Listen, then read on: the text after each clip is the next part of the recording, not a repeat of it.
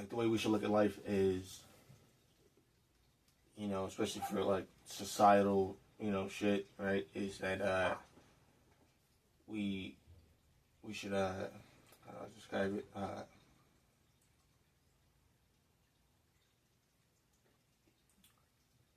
We should think as the entire planet, right, as something that we should all want to protect, like our house, right?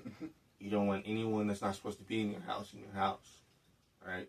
Just as anyone that's not supposed to be in, the country, people don't want to be in the country. Like, we need to eliminate that framework of thinking. The only reason they want in your country is because the country exists in the first place, and their country exists, and that country exists, and governments exist. Right. So, my proposal for now, right, this will obviously have to change later on. Yeah. But my proposal for now is that we treat the world, the entire planet, right, not fractions of, wherever.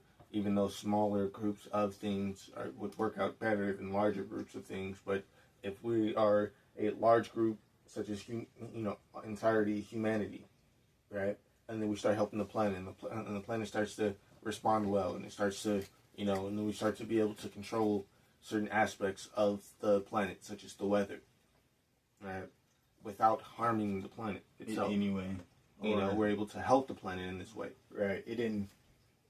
If we push ourselves now, this planet won't fucking die. The sun is going to explode. The Andromeda Galaxy is heading right for us. Right. And also, right, with the Andromeda Galaxy, I'm not sure exactly what the time, is on the, if we're in the galaxy, right, the Milky Way, right? Do, we orbit it, right? Or, we're orbiting a central thing, right? If we're on the edge, right, or, said to be on the edge, right, of our Milky Way galaxy, right, then, when the Andromeda is coming, depending on our place within the thing, we may be the first to come in contact with it. Yeah. And that I think is a good thing, depending on, how the formation of stars and galaxies collide and all that, if it's actually less destructive than it appears to be. If that is a true thing that the Andromeda Galaxy is heading towards us, every other star system within our galaxy knows that. Yeah. Right? Any of them with intelligent life with about the same capabilities as us or better already knows that. Mm-hmm. So we're all on the same mission and we just don't realize it. If there's any life in the entirety of the endless universe. Yeah. I mean, again, there should be, a couple of hundred, maybe 1,000, I'm not sure, of exoplanets within our own galaxy. Yeah. It could be more than that, less than that, I'm not sure. Right, but let's say it's just a couple of hundred, right, or just 100, right, within the entire galaxy, right, our galaxy, right. Possibilities of life are like oh my god, like Earth-like planets, exoplanets, like depending who you ask and shit like that, like of course the answer would be different, but you ask me, the possibility of life on all of these planets is pretty much like 90%. Right. I mean, let's say that we figure out that there's life on Jupiter's moons, one of Jupiter's moons, right? If it's just one of those, right, then that creates a whole nother, set of algorithms to look for large planets such as Jupiter that would contain moons with life on it. And now you have to redefine what a planet is. I've been thinking that we should, I thought, like, when you think of planets, right, like, what do you think of? Right. You think of the planets that we know today, right? Like, but what are they? And I found that interesting when they stated that. Like, all right, if we're going to change, what we would call a planet, change the idea of what we would call a planet, there would be, 150 planets in our solar system. And that intrigued me, because it's like, okay, let's change it. And you explain what the new definition is, which, like, either I didn't get far enough into it, or they just never explained it. All right. Like what would be the new definition of that? Like, they were just talking hypotheticals the entire time. Neil deGrasse Tyson and all those, just basically just talking hypotheticals. Like, so okay, a planet, right?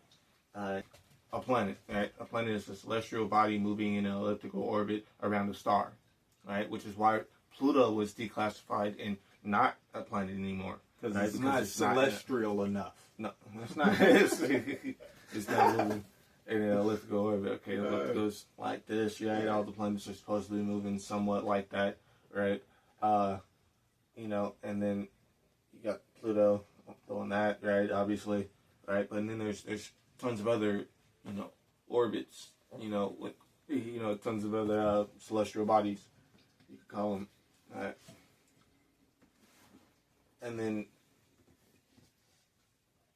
it's like, okay, so something that's a natural satellite is something that's orbiting a celestial body.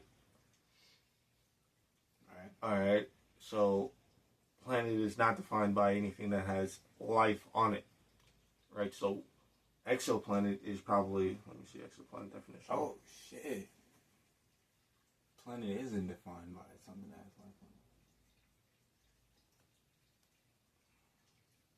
Right. Because there are planets that don't have life. Okay. Okay, so it just has an exoplanet or... I'm dying right now. An exoplanet or extra solar planet is a planet outside the solar system. That's all it has.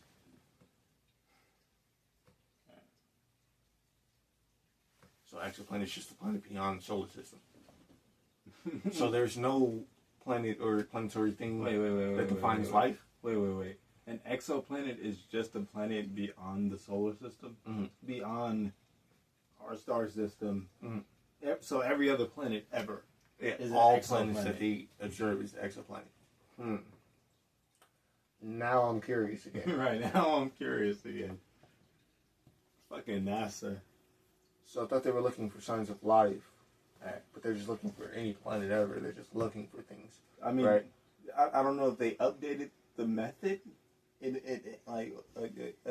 which they use. It's too long of a video.